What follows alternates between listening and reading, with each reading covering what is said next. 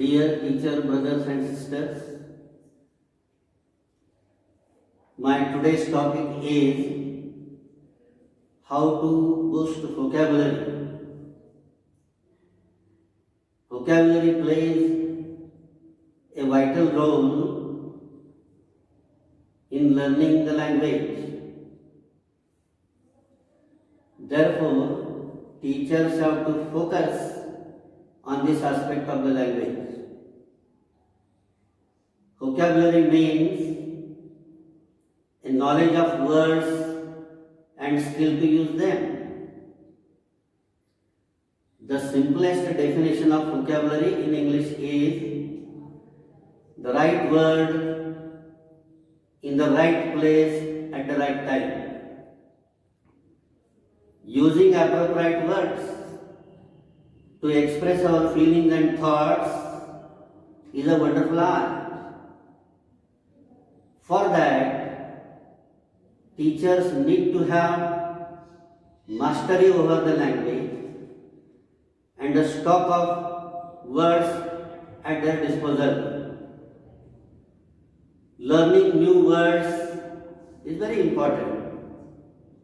Words are not ordinary. Words have magical and spiritual meaning behind them. Winston Churchill is very famous for his particular and large vocabulary. He used 60,000 words in his writing. An average native speaker of English uses 5,000 words. My point is, it is very important to learn new words. Learning new words doesn't mean that one should know its meaning. When a new word appears in the book, when we read, we should know its dictionary meaning, its meaning in the context, its association with grammar, all the aspects one has to consider and then introduce that word to the children. Cambridge edition recommends 100 units to learn vocabulary, and then those 100 units are subdivided into several units. So many ways of learning new words.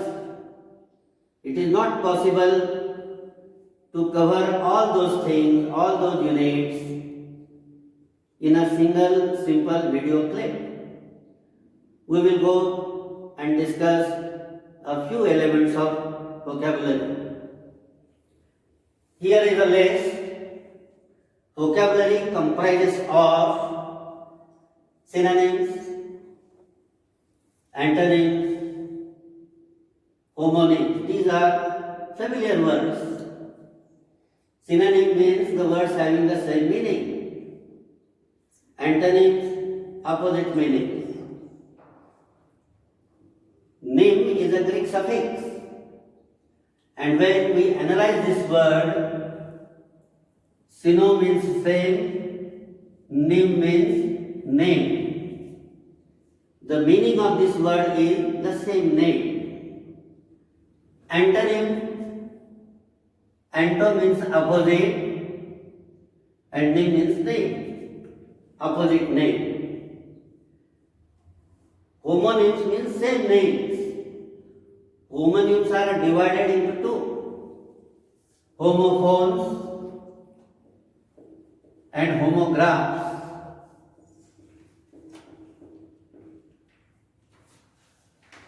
Homophones means words having the same sound but different spelling and different meaning. Cell, C-double-L, cell, S-E-double-L, cell, S-A-I-L, cell, S-A-L-E, cell, S-H-E-double-L. There are different words. They have a similar sound, but their meaning and spelling are different. Graph is a Latin word. It means spelling. Homograph means same spelling but the sound and meaning are different. Say for example, the word live. We live in Latur. We saw a live telecast of the program. Spelling is same, L-I-V. But first it is a verb live, then it is adjective live telecast. The spelling is same, but the meaning is different. Similar to the word bow, B-O-W. Bow means to bend down to offer respect. Bow is a small tie that a gentleman wears. And bow and arrow is a weapon. The spelling is same, but the meanings are different. They are called homonyms. Acronyms.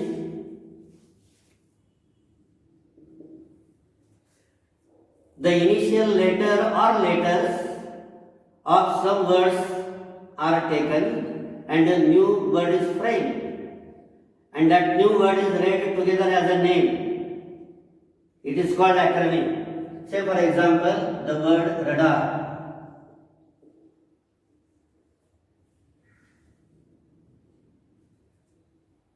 Radar is a machine used in aeroplane and ship. RA stands for radio. D stands for detection. A for ant. And R for ranging. Radio, detecting and ranging. Radio, detecting and ranging. RA from radio, two letters are taken. Detection, D is taken and A is taken. Ranging, R is taken. So all together, the new word, we read it as a single word. It is a name, radar. But if the initial letters are read individually, separately, they are called abbreviation. Say for example, each and every letter we read separately. Life Insurance Corporation, BBC, British Broadcasting Corporation. They are abbreviations. So in vocabulary, one must know the difference between acronyms and abbreviations. Acronyms are no doubt short forms, but they are read together as a name. And abbreviations, each letter is read separately. This is a sign of identifying the difference between acronyms and abbreviations. In addition to that, these are not regular. This is to create interest in the minds of the children. There are 14 kinds of names in English. Name suffix is added and the word is framed. To create interest, if you tell such examples, toponym, the name which derives from a place, is called toponym. Say for example, calico, badminton, jeans.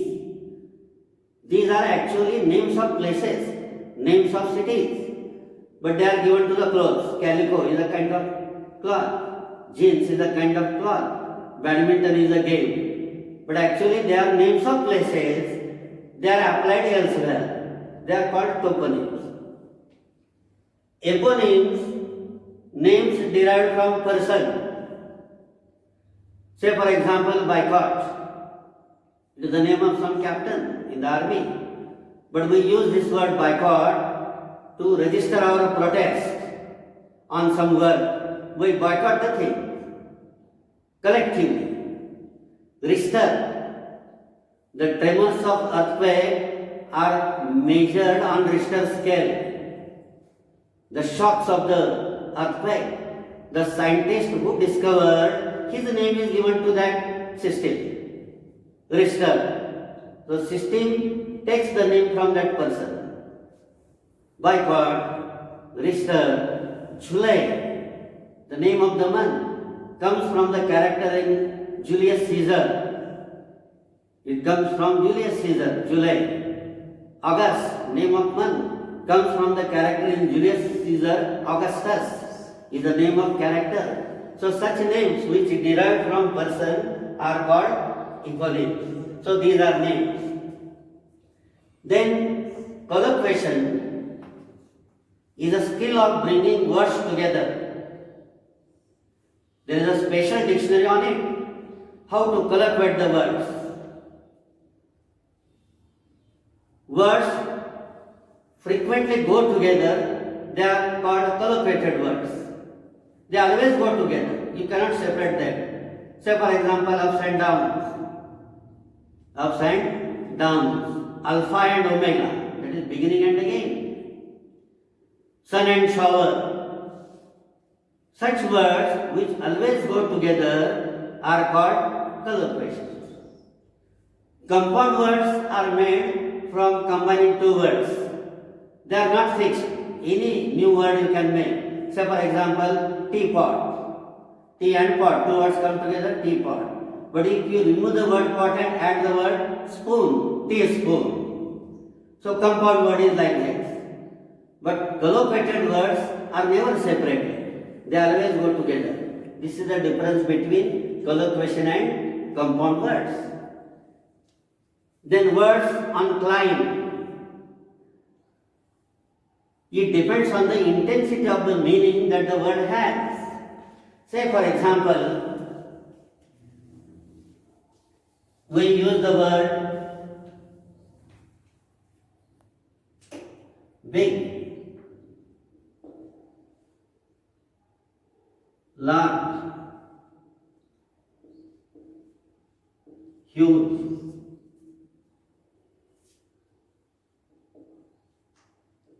Gigantic and mammoth. All means big. But suppose you see some building and the size of this building is this. And next to it, taller than this. Then again taller. Then taller than this. And the tallest of all is called mammoth. So these words will be jumbled, not given in order. One has to arrange them in order. So it begins with big. But if they tell you, come in descending order, then from mammoth, huge, mammoth, gigantic, huge, large, big. It depends on how you ask the question. So this is called climb, arrangement of words according to the intensity of their meaning. Then word chain. Some word is given and the last letter the children have to consider. The next word should begin with that word. But while doing so, care is to be taken. If the given word is verb, all should be verbs. If the given word is noun, all should be noun. Say for example, educate. Last letter is E, eliminate. Again last letter is E, eradicate. Again last letter is E, estimate. All are verbs. But each word is new, but begins with the last letter of the earlier letter. This we call word chain. Then this is interesting exercise. Words within a word. One word is given and from the spelling of that given word, one has to make 3 words, 4 words, whatever the limit is given to that. It is very fascinating language game. In a Cambridge journal in 1872, the word Cambridge, the name of the university, was given. From this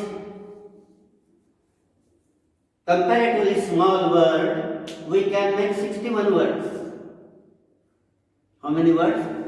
61 words of 4 letters, 5 letters. And if you consider word of 3 letters, again many more you can make. How many words you can make? 61 from the word Cambridge. Say for example, reach, badge, bridge, image, mirage. So many words you can make. Dream. 16 words you can make. So it is a thought provoking. It is a challenge to the brain of the children. So it is a fascinating game. It boasts the thinking power of the children. So such activities are to be given. From the word handkerchief, one can make 170 words. 170 words. How long will it take if you sit and try to make the words? It is interesting. The person called Boris Randolph made 2,500 words from this word. Noah Webster, the author of the largest American dictionary, Webster's Dictionary, the name of the author. From the name of the author, the person called Boris Randolph made 2,500 words. So you can imagine how the vocabulary is important. It is a challenge to the brain. Then there are always obstacles in the way of teaching. We always come across these three words: phrase, idiom and problem. And if the teacher clearly distinguishes the meaning of these words, then the children can read the text properly. Phrase is a group of words with a literal meaning, as the word's meaning is same. Say for example, in front of means face to face, instead of, in place of, in spite of. So phrases have the same meaning according to the words given. An idiom is a fixed group of words. One word I am adding. Phrase is fixed group of words, and an idiom, phrase is group of words. Idiom is fixed group of words attached with special meaning. Words are different, meaning is different. The best idiom in English to understand what the idiom is associated with heavy rainfall. It is said, it rained cats and dogs. Or it rained cats and elephants. So these animals have nothing to do with the rain, but it means it rained very heavily. It is associated with Greek mythology. It will take hours to explain. But remember that cats and dogs, cats and elephants is idiomatic expression. It means heavy rainfall. An old man of 99 kicked the bucket off. It means an old man of 99 died. Not literal meaning, word by word.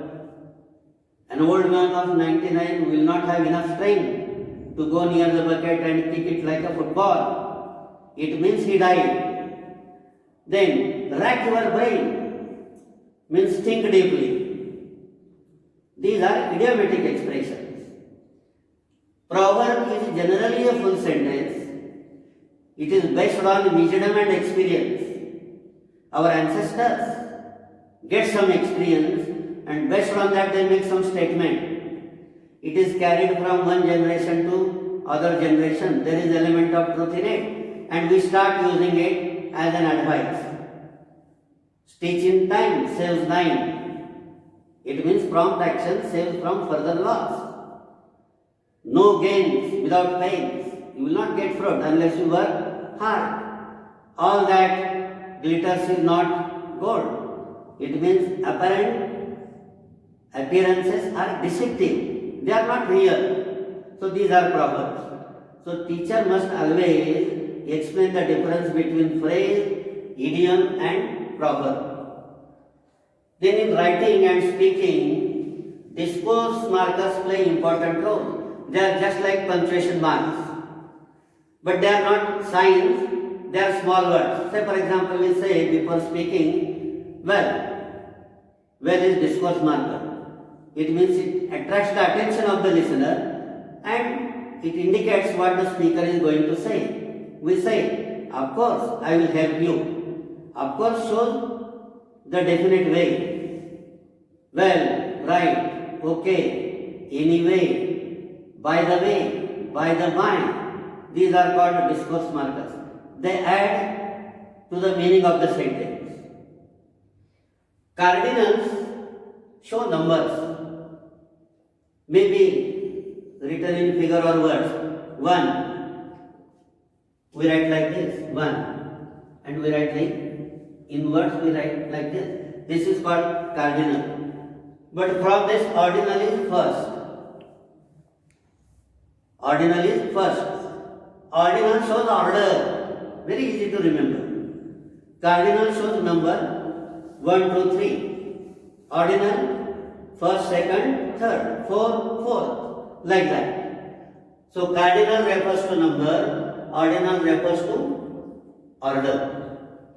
Then postscript is very interesting element in vocabulary. The longest words having many letters in the spelling are called postscript. At present, Oxford University Oxford English Dictionary has the biggest word of 29 letters in it. There are 29 letters in that spelling. It is name of action or some habit. In Webster's dictionary, the biggest word, longest word comprises of 45 letters. 45 letters. In other literature books, dramas, there are many words having 80 letters, 83 letters. The ever longest and the biggest word in English is of 178 letters. 178 letters. We cannot pronounce it. It is in the book. Prolonged Threads is a book written on postscript, and in that book there is this word. It has 178 letters. And there is an old joke based on this. It is funnily said, the longest and the biggest word, not only in English but in all languages, is smiles. Because there is distance of 1 mile between two letters. First S and last S. What is the middle word? Mile. There is distance of 1 mile. So imagine how big that word is. So such words are called postscripts. They are called postscripts. Then another important part of vocabulary is, at present the teachers must do it. It is for their own sake. It is a deep study of language. Instant vocabulary. It is a skill of analyzing the given word. Why this word? Why this spelling? Say for example,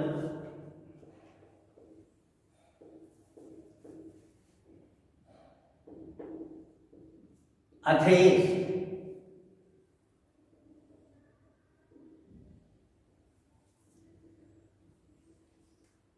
A is a prefix. It means away. The is a Greek word. It comes from theos, which means God. And est is a suffix. It means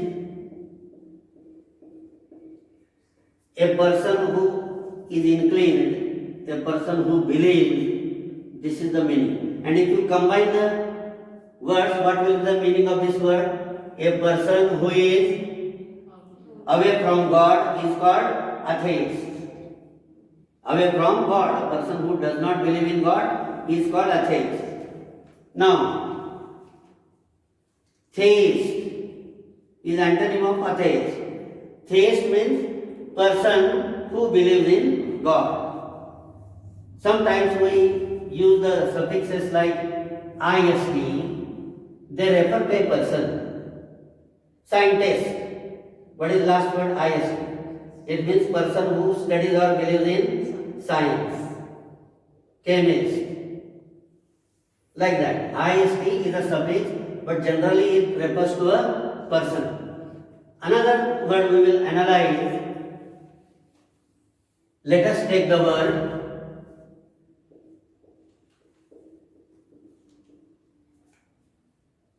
elocution.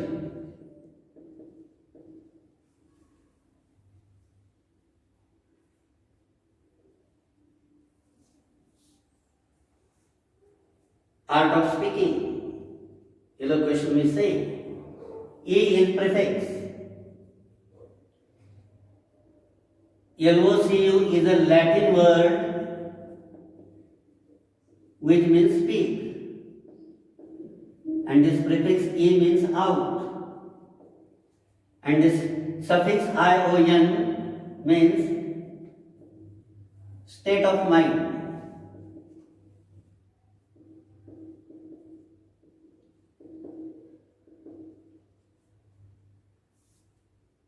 Or act of doing.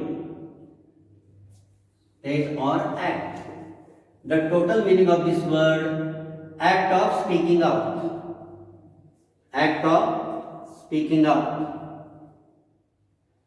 This is analysis of the word, and this is called instant vocabulary. It is not possible to cover all 100 units in a single speech, so there are very useful books to refer. And if you teachers refer the books, each book will take 1 year to study. If you study it regularly 2 or 3 hours, it is not a one-day program. So the books are, one is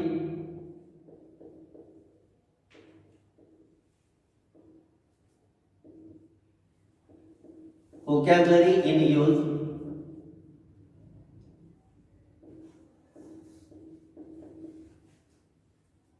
Cambridge edition.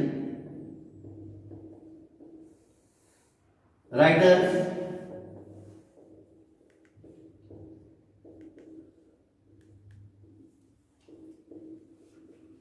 McCarthy and Odell.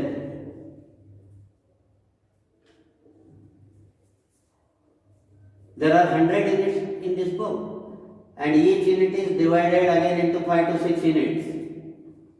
So almost there will be 600 units in that book. Second book is Brain Stature.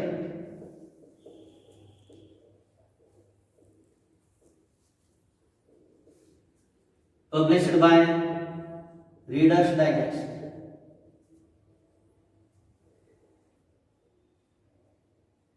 And third, Word Game, written by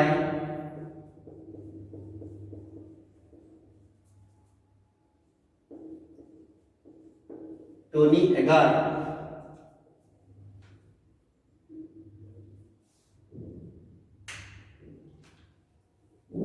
So these are general tips on how to study vocabulary, which are the books to be used.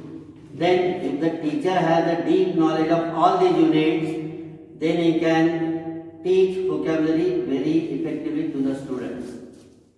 So thank you very much. Thank you.